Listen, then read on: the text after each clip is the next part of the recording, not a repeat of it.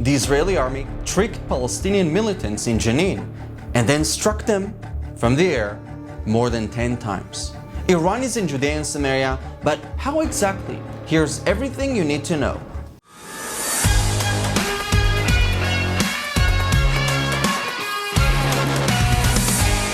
Jenin used to be another boring Palestinian city, but in recent years it has become a terror hub, with more than 50 terror attacks coming from that very city in this year alone, and more than 19 Palestinian terrorists running to hide in this city after carrying out attacks against Israelis. Israeli intelligence also learned that there were rocket and missile factories in that city, and you can imagine what they plan to do with them. The last thing that Israel wants for Judea and Samaria is to become a second Gaza. So Israel said, enough is enough. The heads of the Israeli military were planning very carefully for more than a year an operation with the aim of stopping the Jenin brigade of Palestinian terrorists. Quickly before we continue, I just want to remind you to subscribe to my YouTube channel. It helps me a lot to keep spreading the truth and the reality that the mainstream media is trying to overshadow. The city of Jenin is very tricky because it is a center for both Hamas, Islamic Jihad, and Fatah.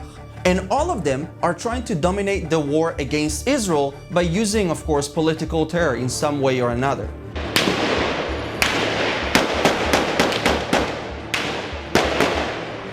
If you notice, after every terror attack against Israelis, the Palestinian terror organizations are arguing over who claims responsibility for that. Hamas, Islamic Jihad, the Nablus Brigade, the Jenin Brigade. When word got out that Israel is launching this operation, Palestinian militants placed many IEDs on roads and metal obstacles and waited to trap Israeli ground troops under massive fire. That was their ideal goal. However, that's exactly what Israel wanted them to think. And while they were waiting for the Israeli troops, Israeli UAVs struck them from the air and eliminated at least 10 terrorists. And now, after the airstrikes, large forces have entered Jenin and there are around 1,000 troops there right now.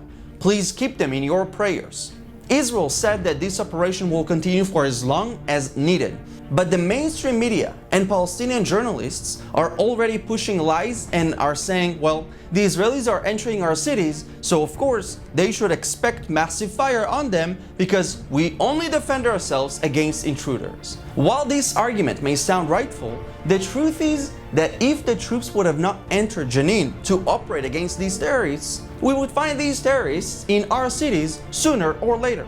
Just to give you an example, this is what the forces found during their operation: a stash of bombs and IEDs in a secret apartment in Jenin. Just imagine how many lives were saved today thanks to this operation. Just imagine if one of these bombs would have made its way to Tel Aviv or any other Israeli city. The Palestinian media loves to show the aftermath of the conflict, which of course shows the defeat of Palestinian terrorists because Israel is much stronger than them. And they play the victim card of, oh, look how terrible the Israelis are, invading Palestinian neighborhoods like that, shooting like it's the Wild West, and whining about everything basically. But they don't like to show what led to that and how Palestinian terrorists are shooting live bullets at Israeli soldiers from within houses, neighborhoods, near mosques, and whatnot. And you would be surprised, but the majority of Palestinian people actually support silently the Israeli forces. Because you think that they want to live among terrorists who don't care one bit about them, but only focus on terrorizing Israel? Their lives are a living hell next to these terrorists. So they are grateful that at least the Israelis initiated this operation. Palestinian civilians know that they are not the target. In fact, most of them want an Israeli rule rather than a corrupt Palestinian one. Back in 2021, a poll by Palestine News among Arab residents in East Jerusalem found that 93% of them would rather live under Israeli rule. They know that Israel is not their enemy. Iran has been influencing Judea and Samaria, and that's not news for Israeli generals. Iran's proxy, Palestinian Islamic Jihad, which is both in Gaza and in Judea and Samaria, has been recruiting more militants and established several armed cells in Palestinian cities throughout Judea and Samaria. The money for that is Iranian, of course. The Iranian regime's main goal is to destabilize Israel so that they can attack Israel from outside using its proxies in Lebanon and Syria, which are on our northern borders, while Israel is already busy being destabilized internally with the Palestinians. That is why we have been seeing a lot of reported Israeli activity on the northern border, striking Iranian-backed militias in Syria, pushing the Iranian regime back to its border, where it belongs. And the reason why we don't hear too much condemnation from Israel's Arab peace partners is that they know Israel's battle is the right one.